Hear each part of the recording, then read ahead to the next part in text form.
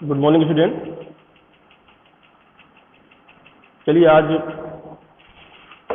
आप लोगों को बताते हैं पीकेआई क्या होता है, क्योंकि पीकेआई है सब्जेक्ट आपके इंफॉर्मेशन सिक्योरिटी में। तो पीकेआई क्या होता है उसके बारे में डिस्कशन करते हैं। तो सबसे पहले पब्लिक की इंफ्रास्ट्रक्चर पीकेआई का फुल नेम है। ये कंटेंट हमको कवर करने हैं।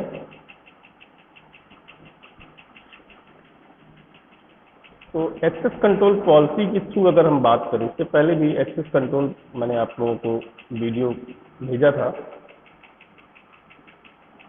देखिए, किसी कंपनी के भीतर से डेटा और एप्लीकेशन तक पहुंचने में सक्षम होने के लिए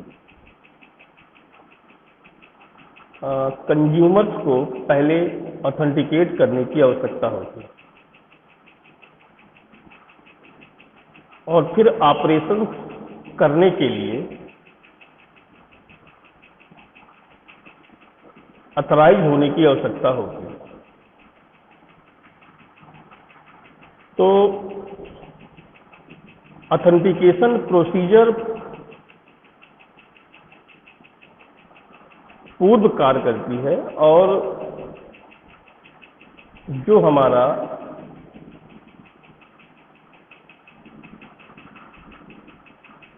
एग्जीक्यूशन कंट्रोल डिसीजन होने के बाद के कार्य को एग्जीक्यूट करती है।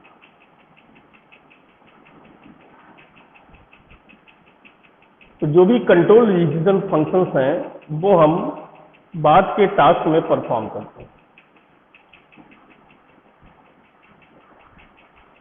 अब जैसे पासवर्ड ऑथेंटिकेशन है, तो जब किसी कंपनी के पास डिफरेंट सिस्टम्स और सर्वर्स द्वारा होस्ट किए गए कई एप्लीकेशन होते हैं,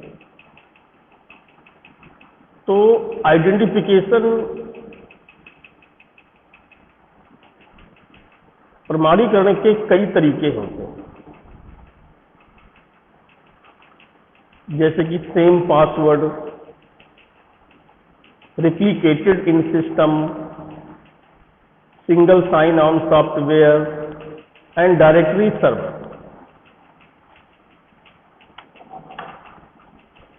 सिमेट्रिक और एसिमेट्रिक इंक्रिप्शन तो आप जानते ही हैं कि objective of encryption is transform the message to cipher text ensuring confidentiality.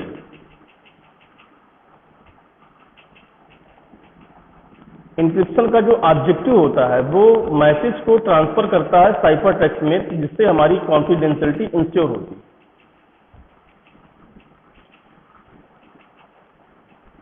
और सिमेट्रिक इंक्रिप्शन जो स्कीम्स होती है वो सेम की यानी कि सीक्रेट की हम यूज करते हैं, इनक्रिप्ट एंड डिक्रिप्ट दोनों, जैसे कि DES एल्गोरिथम है। और असिमेट्रिक क्रिप्टो सिस्टम्स में हम पब्लिक की यूज करते हैं जो मैसेज को इनक्रिप्ट करता है, और डिक्रिप्ट करते हैं डिफरेंट की, जिसको हम प्राइवेट की बोलते हैं, जैसे RSA है और आपका ECDSA है। जैसे कि देखिए, अगर हम सिमेट्रिक और असिमेट्रिक में कंपैरिजन करें तो सिमेट्रिक की इंक्रिप्शन सेम की में काम करता है और असिमेट्रिक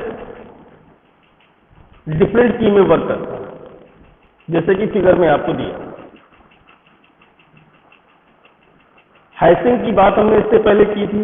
हैशिंग एक मेथड है जो डिजिटल फिंगरप्रिंट, जिसको हम हैश बोलते हैं, एक मैसेज के लिए वो प्रोवाइड करता है।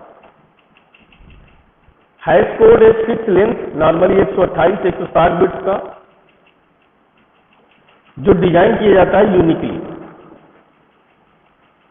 अब कुछ एग्जाम्पल्स हैं, जैसे कि MD2, MD4, message digest version 2, message digest version 4, message digest version 5, 128 bits.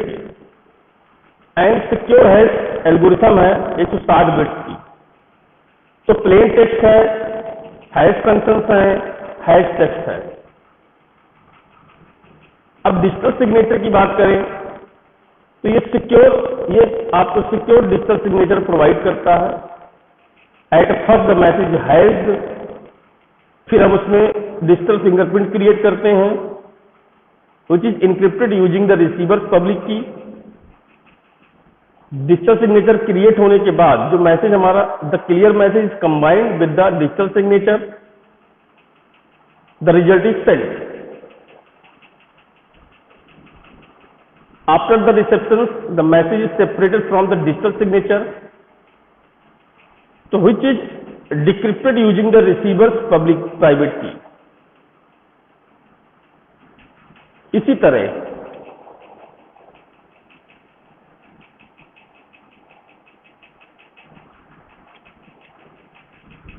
message is hashed into a temporary digital fingerprint which is used to validate the received fingerprint. If the message had not been modified during the transfer process, it is authenticated.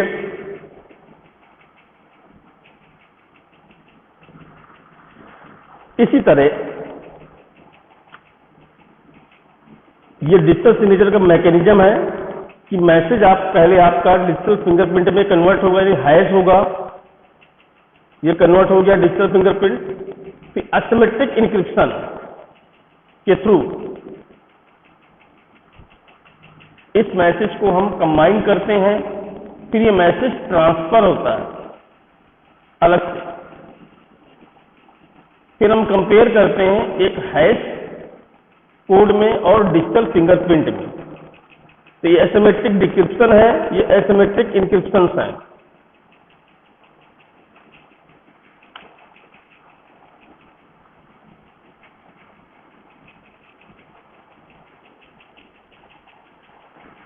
देखिए public की infrastructure क्या है, basically क्या होता है, मैं इसको और डिटेल में आपको बताता हूं। देखिए 3 different format of the message can be use in public key crypto system. encrypted message, signed and encrypted message. So infrastructure must be set up and allows them to be undoubtedly trusted as they are accessible via unsecured network like a internet. तो PKI में जो entities होती है mostly जैसे certification authority है, registration authority है, subscriber में replying party repository. तो आइए देखते हैं इसको थोड़ा और डिटेल में।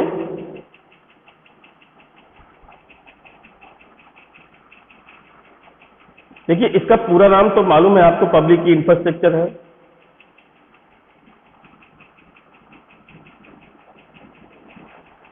ये प्रोसेस, टेक्निक एंड पॉलिसीज का एक ग्रुप होता है जो पब्लिक की इंक्रिप्शन और डिजिटल सर्टिफिकेट्स प्रोवाइड करता है। पीकेआई का जो मेन मकसद होता है वो सर्टिफिकेट और कीज को क्रिएट, मैनेज और डिस्ट्रीब्यूट करना है।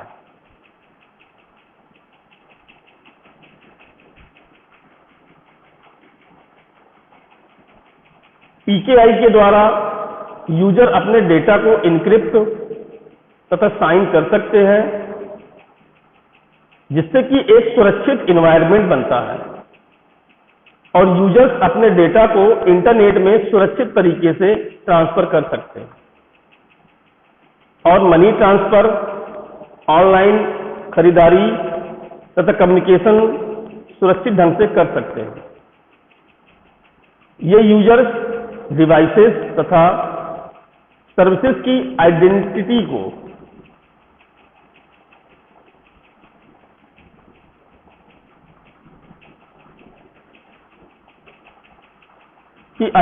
को वेरीफाई करता है। बिना पीकेआई के हम किसी भी संवेदनशील इंफॉर्मेशन और डेटा को इनक्रिप्ट तो कर सकते हैं, परंतु हम दूसरे यूजर्स तथा डिवाइसेस को ऑथेंटिकेट नहीं कर सकते। इसलिए सेंसिटिव इंफॉर्मेशन को इंटरनेट के द्वारा भेजने के लिए पीकेआई बहुत जरूरी है। पीकेआई हमें ऑथेंटिकेशन, नॉन रेपुडिएशन, इंटीग्रिटी तथा कॉन्फिडेंशियलिटी आदि सेवाएं प्रोवाइड करती है।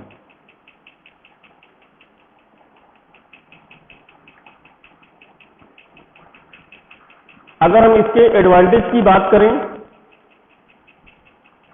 तो इसके द्वारा हम फ्रॉड को बहुत हद तक कम कर सकते हैं, क्योंकि इंटरनेट में प्रत्येक व्यक्ति की आइडेंटिटी को ऑथेंटिकेट किया जाता है।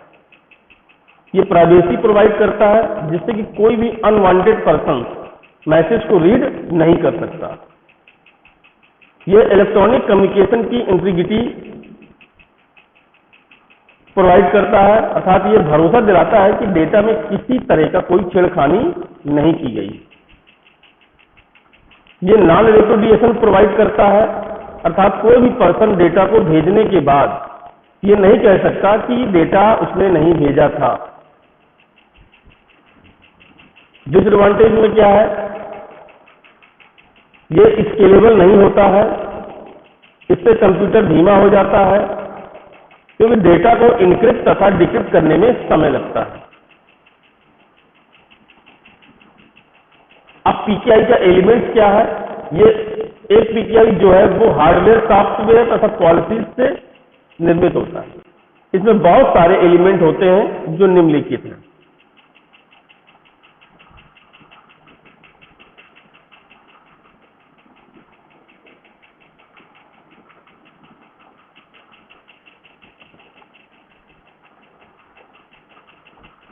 अब सर्टिफिकेशन अथॉरिटीज है इसका एलिमेंट। तो सर्टिफिकेट अथॉरिटीज या ये एक सर्विस है जो कि सर्टिफिकेट्स को इशू तथा रिवोक करती है। ये जो है वो कंप्यूटर्स, यूजर्स, डेटाबेस तथा नेटवर्क आदि चीजों की आइडेंटिटी को प्रमाणित करती है। जब कोई यूजर सीए को सर्टिफिकेट इशू करने की रिक्वेस्ट करता है तो सीए उस यूजर को वेरीफाई करती है, तब उसे सर्टिफिकेट प्रोवाइड करती है और उस सर्टिफिकेट में अपने प्राइवेट की के द्वारा साइन करती है। अब रजिस्ट्रेशन अथॉरिटी, इसे सबऑर्डिनेट सीए भी कहते हैं, ये डिजिटल सर्टिफिकेट के रजिस्ट्रेशन को ऑथेंटिकेट तथा आइडेंटिफाई करता है, परंतु ये सर्टिफिकेट्स को यूज नहीं कर सकता, इशू नहीं कर सकता, लेकिन किसी विशेष परिस्थिति में ये सीए की परमिशन से सर्टिफिकेट की इशू कर सकता है। तीसरा है सर्टिफिकेट डेटाबेस। ये सर्टिफिकेट्स के लिए आने वाली सभी रिक्वेस्ट को स्टोर करता है तथा सीए या आरए के द्वारा इशू किए गए सारे सर्टिफिकेट्स की इंफॉर्मेशन इसमें स्टोर होती है। सर्टिफिकेट स्टोर ये लोकल कंप्यूटर में स्थित रहता है तथा ये प्राइवेट कीज तथा सर्टिफिकेट्स को स्टोर करता है।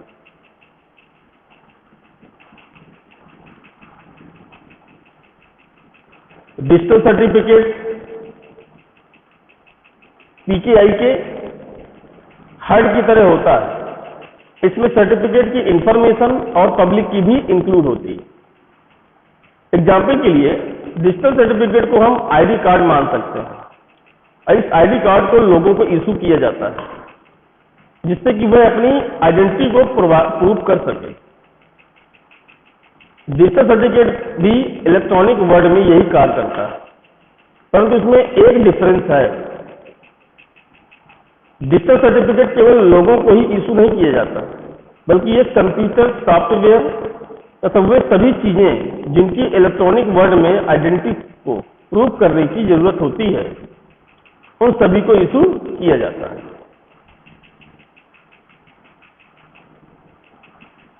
सबसे पहले हम ये समझने की जरूरत है कि इंक्रिप्शन का जो वर्क है, आखिरकार आवश्यकता क्यों पड़ी पीकेआई की, जब हमारे पास इंक्रिप्शन था, डिक्रिप्शन था। इंक्रिप्शन का वर्क ये सुनिश्चित करना है कि डेटा एक एंड से दूसरे एंड में सुरक्षित तरीके से ट्रांसफर हो रहा है। एक व्यक्ति मैसेज को पब्लिक की के द्वारा इंक्रिप्ट करता है और उसे दूसरे व्यक्ति को भेजता है। दूसरा व्यक्ति उसी मैसेज को अपनी प्राइवेट की के द्वारा डिक्रिप्ट करके उस मैसेज को पढ़ता है। इंक्रिप्शन ये सुनिश्चित करता है कि डेटा का ट्रांसफर सिक्योर होगा, परंतु वह इसकी जिम्मेदारी नहीं लेता है, क्योंकि पब्लिक की का प्रयोग कुछ रियल ओनर ही कर रहा है। हो सकता है कि पब्लिक का प्रयोग कोई अन्य व्यक्ति कर रहा हो, तो वह व्यक्ति इसका प्रयोग करके कोई गलत या खतर डेटा को भेज सकता है। अगर ये पब्लिक की एक से ज्यादा व्यक्ति के पास हो तो नुकसान बहुत ज्यादा हो सकता है। तो इसी प्रॉब्लम से बचने के लिए पीकेआई का प्रयोग किया जाता है। पीकेआई जो वह पब्लिक की पीकेआई है कि वह पब्लिक की के ओनर की आइडेंटिटी को ऑथेंटिकेट करती है। मेन काम पीके यानी कि पब्लिक के ओनर की आइडेंटिटी को ऑथेंटिकेट करती है। यानी कि जैसे मान लीजिए किसी ने पब्लिक की दिया तो उस जिसने भी दिया उसकी आइडेंटिटी को ऑथेंटिकेट करेगी। लेकिन इंक्रिप्शन में ऐसा नहीं होता। इंक्रिप्शन डेटा को भेजने के बाद उसे लगता है कि मैंने सिक्योर डेटा हो गया, लेकिन वो इसकी जिम्मेदारी नहीं लेता है कि पब्लिक की सिर्फ रियल ओनर ही यूज कर रहा होगा। हो सकता है दूसरा व्यक्ति भी पब्लिक की यूज कर रहा हो। तो इस सिचुएशन से बचने के लिए पीकेआई की आवश्यकता पड़ती है, ताकि वो रियल ओनर की आइडेंटिटी को ऑथेंटिकेट कर सके।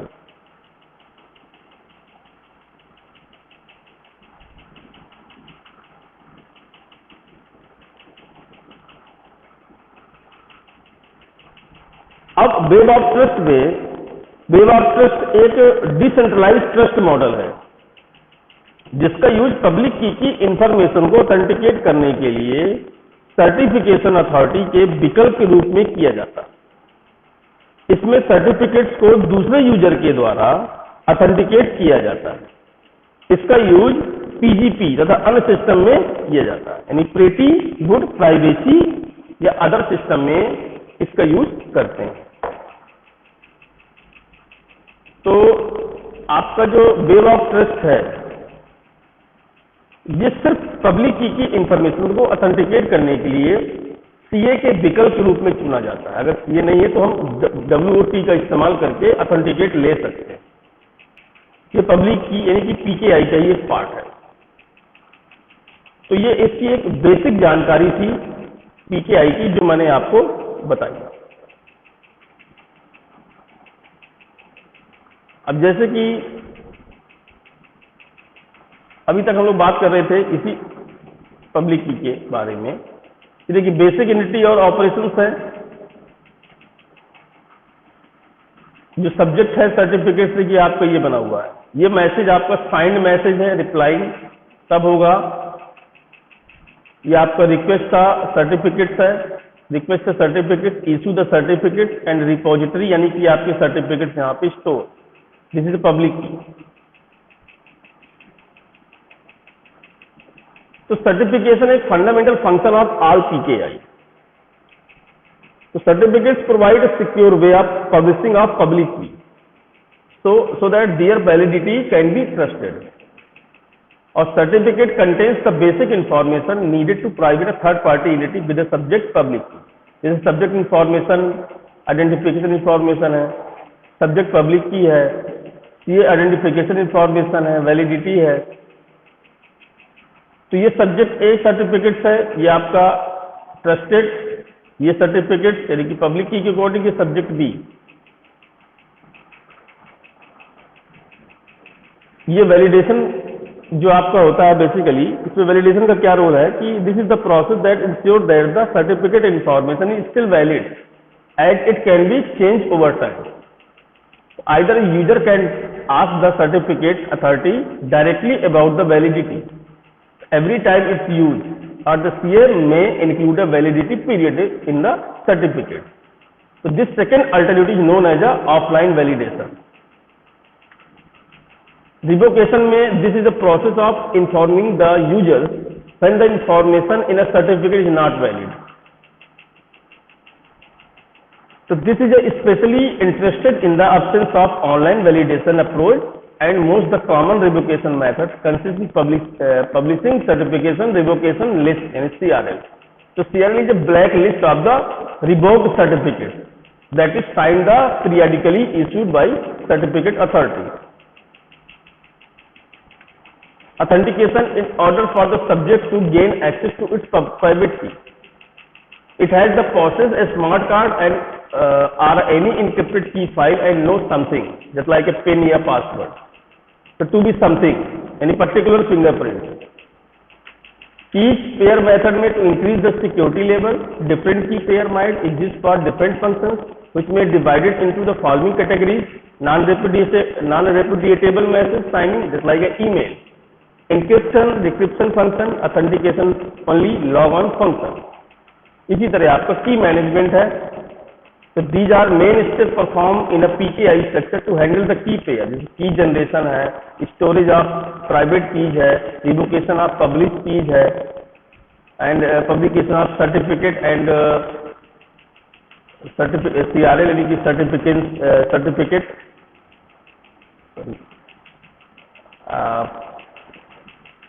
पब्लिशिंग सर्टिफिकेशन रिवोकेशन लिस्ट, यानी सर्टिफिकेशन रिवोकेशन लिस्ट. तो certification revocation list and key update and backup and recovery and escrow recovery. तो ये की मैनेजमेंट था पीकेआई के अंदर, ये कीज थी पीकेआई के अंदर, ये ऑथेंटिकेशन था पीकेआई का, ये रिवोकेशन था पीकेआई का, और ये वैलिडेशन ऑफ द पीकेआई है. तो ये सारे के सारे पॉइंट आपके पीकेआई के थे, और जो मैंने बेसिक जानकारी आपको अभी इसके थ्रू दी कि क्यों आवश्यकता पड़ी, कि सारा इंपॉर्टेंट है पीकेआई में, इसको आपको अच्छे से रीड आउट कर लेना है. मैं इसका नोट्स आपको भेज दूंगा. तो आज के लिए सिर्फ इतना ही है. Thank you.